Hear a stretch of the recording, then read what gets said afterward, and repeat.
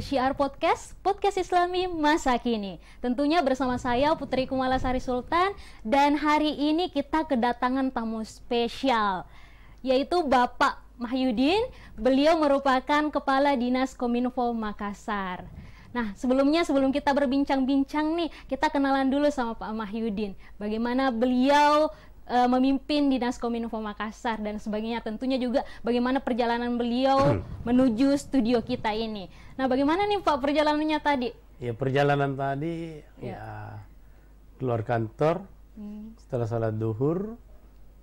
Ya, alhamdulillah sedikit macet. Ya, sedikit. Ya, yang macetnya ini lewat di Jalan Ayunan tidak Pak? Jalan Ayunan yang Hertas nih gitu. Ya. Lewat ya. Nah, yang macetnya ini yang mendekat UIN. Oh iya. Di situ yang macet pas. Ya, di bundaran itu ya Pak. Ya. Iya. Biasanya di situ memang bundarannya dia lari 5, bukan lari 4 lagi, tapi lari 5 karena macetnya. Apalagi kalau sore, siang karena mahasiswa juga Pak biasanya.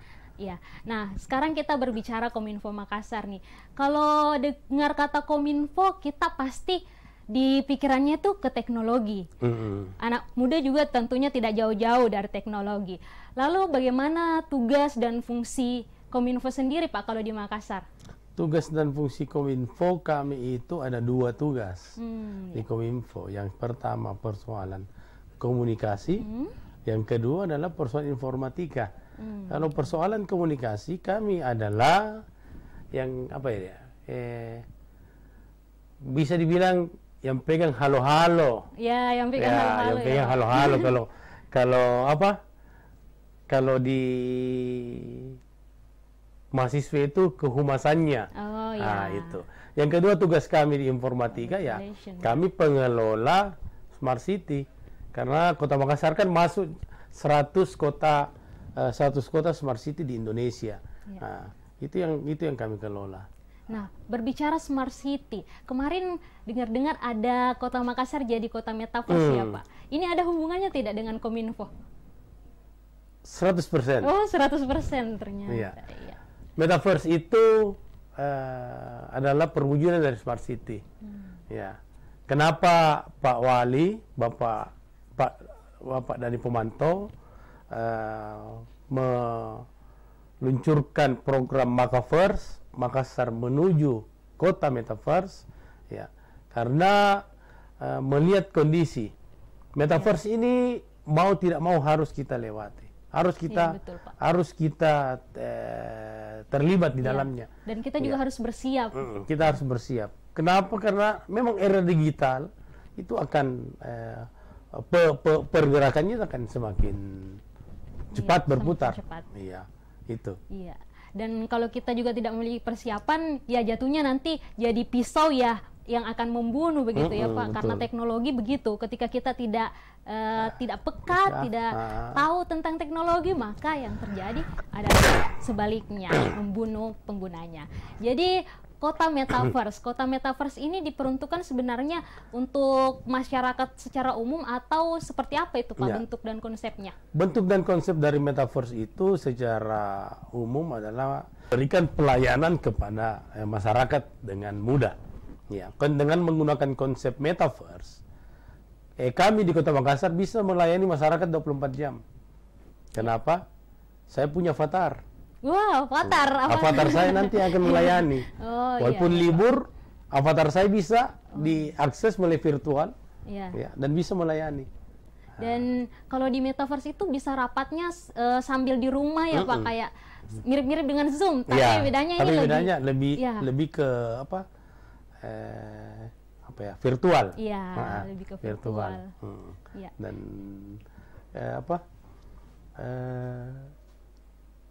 memberikan pelayanan melalui Metaverse itu, masyarakat itu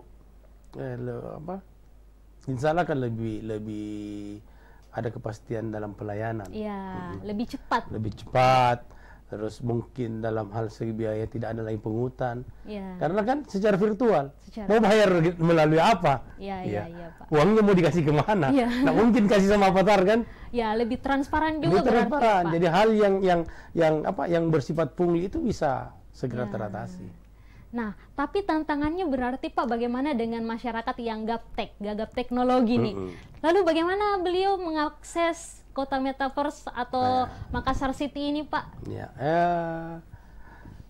jadi masyarakat yang gagap teknologi itu ya untuk memperoleh pelayanan itu ya mungkin dia melalui pelayanan yang konvensional saja. Ya, tetapi ini mendorong kepada masyarakat untuk harus ya kita tidak boleh tinggal diam bahwa saya tidak tahu teknologi. Ya, beda orang yang sudah tidak mungkin bisa berkembang, maksudnya orang yang umurnya sudah lanjut, ya sudah mungkin harus dia dibawa dalam hal pelayanan harus dibawa ya itu. Tapi kalau yang lain saya kira enggak. Iya. Nah, sekarang kita berbicara anak muda karena penontonnya nanti ini banyak anak muda nih Pak. Jadi sebagai anak muda yang dekat sekali sama teknologi, dekat sekali sama sosial media, mungkin sering juga kita jadikan kendala sih sebagai anak muda ini karena kita kadang tidak bijak dalam menggunakan sosial media. Bagaimana nih kalau tanggapan Bapak terhadap hal itu? Memang posisi anak muda itu adalah posisi baterai yang sudah dicas baru dicabut. Iya, betul sekali. 100% tenaganya itu posisi anak muda. Berarti dengan baterai 100% ini harus dibawa ke hal yang positif. Iya. Anak muda itu kalau dalam teknologi lebih cepat. Lebih cepat. Iya, lebih cepat tahu.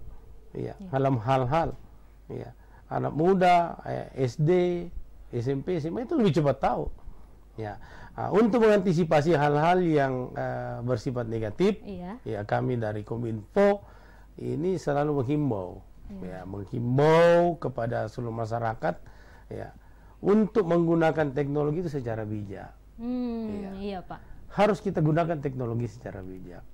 Kalau kita tidak gunakan teknologi secara bijak, kita akan kita akan terbawa, terbawa mengikuti arus teknologi sehingga hal-hal yang negatif dari teknologi itu kita bisa rasakan. Dan itu tidak boleh. Ya, jadi betul sekali bahwa teknologi itu seperti pisau bermata dua. Bisa membunuh dan bisa juga berfungsi menyelamatkan begitu. Misalnya pisau digunakan untuk potong-potong wortel, menyelamatkan. Tapi kalau untuk menikam orang kan menikam orang buruk. Itu teknologi seperti itu. Begitu. Ya, kalau maka dari itu kita harus bijak menggunakan teknologi. Iya, Pak. Nah, untuk teman-teman nih mungkin kalau mau lebih dekat dengan Kominfo atau ada info-info misalnya magang dan sebagainya, bagaimana Pak?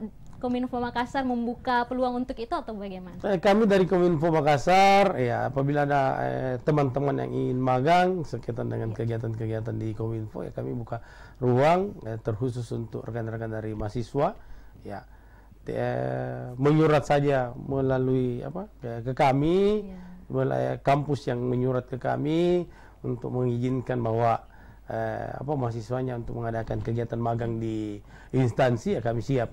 Ya, kami siap. Karena kan kami juga ilmu komunikasi, ilmu informatik itu harus diupdate. Ya, kalau teman-teman dari mahasiswa kan informasinya fresh terus. Karena setiap hari belajar. Setiap hari main sosmed Pak. Jadi memperhatikan. Sosmednya itu kalau anak muda itu lebih bagus, apalagi mahasiswa itu lebih adalah jiwa-jiwa lebih kreatif, inovatif juga. Iya. Nah, berbicara remaja dan masyarakat Makassar, mungkin kalau closing statementnya pesan nih Pak untuk masyarakat dan utamanya anak-anak muda, bagaimana menggunakan teknologi dengan bijak. Pesan kami kepada masyarakat terkhusus anak muda, mari kita gunakan teknologi dengan bijak. Ya, teknologi itu diciptakan untuk mempermudah bagaimana kehidupan kita.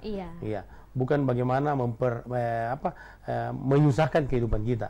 Tetapi kalau kita menggunakan teknologi itu dengan bijak, fungsi dari teknologi itu untuk memudahkan, tentu akan betul-betul mudah.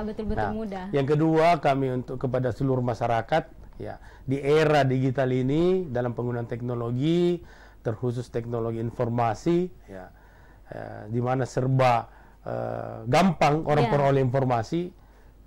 Kami sampaikan, ya, informasi itu sebelum apabila menerima informasi, saring dulu baru sharing. Iya, saring dulu baru sharing. Ya, jangan langsung di-sharing. Iya. Ya, begitu baca langsung saya teruskan saja. Bagikan. Ya, bagikan saja. Apalagi di WhatsApp itu, di grup WhatsApp banyak sekali, Pak. Ternyata yang dibagikan itu yang tidak baik. Ya, yang tidak baik. Yang dirugikan kan kita juga. Iya, ya, begitu. Sekali. Nah, senang sekali saya rasanya bisa mendampingi Bapak pada kesempatan kali ini dalam podcast Syiar. Itulah tadi bincang-bincang kami terkait Kominfo dan masalah teknologi. Tadi sempat disinggung juga tentang Makassar City. Informasi-informasi yang menarik dan terbaru tentunya, apalagi bagi mahasiswa yang mau magang, tadi juga sempat disinggung sama Bapak. Oleh karena itu, kita akan bertemu di episode selanjutnya. Terima kasih juga Bapak. Jangan lupa follow Syiar Alauddin TV dan subscribe channel kami di Syiar Alauddin TV, serta share dan komen. Terima kasih. Wassalamualaikum warahmatullahi wabarakatuh. Syiar Podcast Islami Masa Kini.